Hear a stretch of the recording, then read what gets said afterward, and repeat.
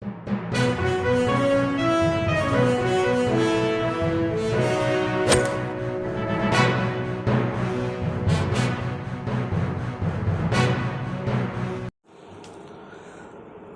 باللہ من الشیطان اللعین الرجیم بسم اللہ الرحمن الرحیم ان اللہ ملائکۃ یصلون علی النبی یا ایہا الذین آمنوا صلوا علیہ وسلموا تسلیما اللہم صل علی محمد وعلی محمد وعجل فرجہم واشرنا معہم وزدنا محبتا۔ محترم ناظرین، مولوی عباس علی خوئی کا سلام قبول فرمائیں اور عید مبارک۔ آج جو ہے نا، آج کی شب عید مباہلہ کی شب ہے اور کل ہماری بہت بڑی عید ہے، جو کہ اہل بیت اطہار کی بہت بڑی کامیابی کی عید ہے، عید مباہلہ۔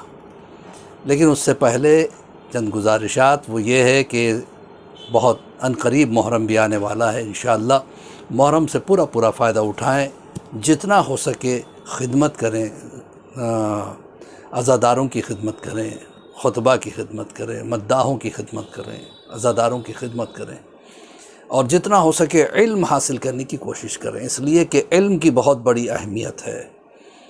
رسول اللہ صلی اللہ علیہ وسلم کے پاس ایک شخص آیا اور کہنے لگا، یا رسول اللہ، اگر مجھے پتہ چل جائے کہ زندگی کا بس ایک دن باقی رہ گیا تو کون سا عمل کروں؟ رسول اللہ چاہتے تو کہتے یہ نماز پڑھو، وہ نماز پڑھو، یہ استغفار کرو، وہ دعا پڑھو، لیکن رسول اللہ نے یہ نہیں کہا، بلکہ رسول اللہ فرماتے ہیں کہ اگر ایک دن باقی رہ جائے تو علم دین حاصل کرو، اس لیے کہ علم دین کی بہت بڑی اہمیت ہے، اس کے اتنا ثواب کسی میں نہیں ہے۔ ہر قدم پہ حج و عمرہ کا ثواب، آپ سوچیں جتنے قدم آپ علم حاصل کرنے کے لیے اپنے گھر سے نکلتے ہیں، اتنا ثواب آپ کو ملتا جاتا ہے۔ ایک عالم دین سکرات کے عالم میں تھے، بالکل آخری وقت آ گیا تھا، ان سے ملاقات کے لیے ایک دوسرے عالم دین آئے تو ایک مرتبہ انہوں نے کہا کہ ایک احسان کر دینا۔ کہ وہ کیا ہے؟ کہا کہ کچھ علم مجھے بتا دو، کچھ علم مجھے دے دو، کچھ فقہ کا علم مجھے دے دو۔ تو ایک مرتبہ اس عالم دین نے کہا، آپ لے کے کیا کرو گے؟ آپ تو جا رہے ہو، جانے کی تیاری کرو۔ کہا وہی تو کر رہا ہوں، کہ میں عالم کی حیثیت سے نہیں مرنا چاہتا، بلکہ میں طالب علم کی حیثیت سے مرنا چاہتا ہوں۔ تو عزیزان محترم، ایک یہ چیز کہ محرم میں جتنا ہو سکے علم حاصل کریں، اور دوسری چیز جتنا ہو سکے خلوص سے عزاداری برپا کریں۔ عزاداری ہم ایک تحفہ دیتے ہیں جناب سیدہ کو۔ اس عزاداری میں یہ نہیں ہونا چاہیے کہ میری مجلس سب سے زیادہ کامیاب رہے، میرے گھر کے سامنے زیادہ جلوس ماتم کرے، دکھاوا نہیں ہونا چاہیے، بلکہ خلوص کے ساتھ ہر گھر کی مجلس کا احترام کرے، ہر جلوس کا احترام کرے، ہر مجلس کا احترام کرے، ہر خطیب کا احترام کرے، ہر ذاکر کا احترام کرے۔ تو بہرحال تیسری چیز یہ ہے کہ کالا لباس جتنا ہو سکے پہننے کی کوشش کریں، زیب تن کریں، اس لیے کہ یہ کالا لباس ہماری پہچان ہے، ہمارا کوڈ ہے، ڈریس کوڈ ہے۔ بہرحال عزیزان محترم، اس لیے میں یہ آج کی شب میں یہ ویڈیو ریلیز کر رہا ہوں تاکہ لوگ کل کے اعمال کا لوگ فائدہ اٹھا سکیں۔ پہلی چیز یہ ہے کہ یہ بالکل عید غدیر کی طرح اس کے اعمال بھی ہیں، اور عید غدیر میں جتنا ثواب ہے کم و بیش ویسا ہی ثواب اس میں بھی ہے، عید مباہلہ میں بھی ہے۔ عید مباہلہ ایک وہ عید ہے، نصارہ اور نجران سے 3 دن سے مسلسل بحثیں چل رہی تھی، رسول دلیل پہ دلیل دیتے، علی دلیل پہ دلیل دیتے، لیکن وہ اپنی ہٹ درمی پہ قائم تھے۔ آخر میں طے پایا کہ ہم ایک دوسرے پر جو ہے نا اللہ کی بارگاہ میں چھوڑ دیں گے، جو حق پہ اللہ اس پہ رحمت نازل کرے گا، اور جو ناحق پہ ہے اللہ اس پہ عذاب نازل کرے گا۔ کل مقابلہ ہوگا۔ اللہ نے کہا کہ تم اپنے نفسوں کو لے آؤ، یہ اپنے نفسوں کو لے آئیں گے، تم اپنی عورتوں کو لے آؤ، یہ اپنی عورتوں کو لے آئیں گے، تم اپنے بچوں کو لے آؤ، یہ اپنے بچوں کو لے آئیں گے۔ رسول اللہ نے نفس کی جگہ مولا کائنات کو لیا، اولاد کی جگہ حسنین کو لیا، عورتوں کی جگہ سیدہ کو لیا، اور جیسے میدان مباہلہ میں آئے کچھ اس انداز سے آئے کہ آگے رسول اللہ تھے، ان کے ٹھیک پیچھے جناب سیدہ، ان کے ٹھیک پیچھے مولا کائنات۔ رسول اللہ نے ایک طرف گود میں حسین کو اٹھایا تھا، دوسری طرف حسن کو اٹھایا تھا، یا دوسری روایت سے دونوں کی انگلیاں پکڑ کے آ رہے تھے۔ اس انداز میں یہ اہل بیت کا قافلہ جب میدان میں پہنچا ہے تو انہوں نے جب دیکھا تو ان کے علماء نے کہا، ہم ایسی ہستیوں کو دیکھ رہے ہیں جو اشارہ کرے تو سورج ہم پہ برس پڑے، اور اشارہ کرے تو زمین تہو بالا ہو جائے، اشارہ کرے پہاڑ اپنے جگہ چھوڑ دے، لہٰذا خبردار ان سے مقابلہ نہ کرنا۔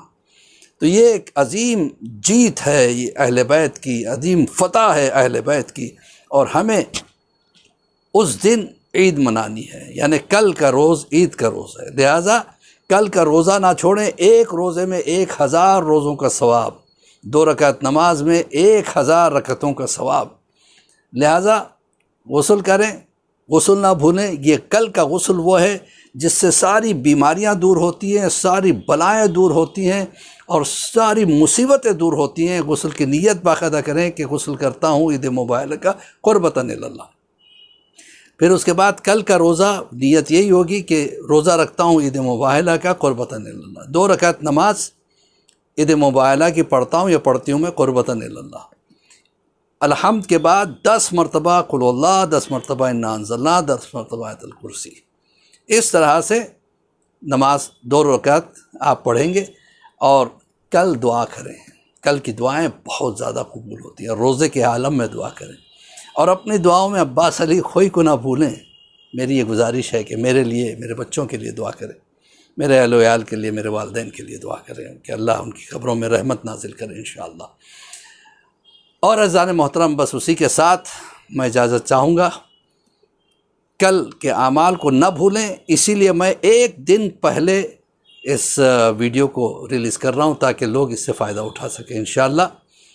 اور چونکہ اس کے بعد محرم سفر آ جائے گا، تو محرم سفر میں ہر سال کی طرح میں آپ کی خدمت نہیں کر پاؤں گا، یہ 2 مہینے میں کافی بیزی رہوں گا۔ انشاءاللہ محرم سفر کے بعد پھر سے یہ سلسلہ جاری رہے گا۔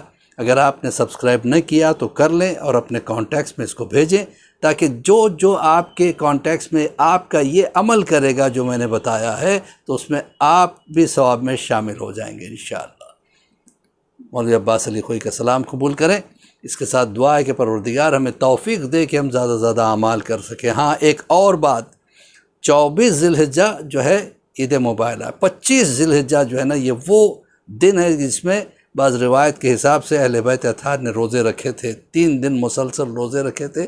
تینوں دن کبھی یتیم، کبھی مسکین، کبھی اسیر کے نام سے ملائکہ آتے تھے اور روٹیاں لے جاتے تھے، تو آیت نازل ہوئی تھی وَيُطْعِمُونَ الطَّعَامَ کی۔ تو بہرحال پرسوں کا دن صدقہ ضرور دیں، اہل بیت اطہار کی نیابت میں ان کے نام سے صدقہ نکالیں، آپ کے سارے کام بنتے چلے جائیں گے۔ اسی کے ساتھ خدا حافظ، فی امان اللہ۔ پروردگار عالم ہمیں امام زمانہ کی نصرت کرنے والوں میں شمار فرمائے، اور امام کے چاہنے والوں میں شمار فرمائے۔ مولا امام کے ظہر میں تعجیل عطا فرمائے۔ فقط والسلام ورحمۃ اللہ وبرکاتہ۔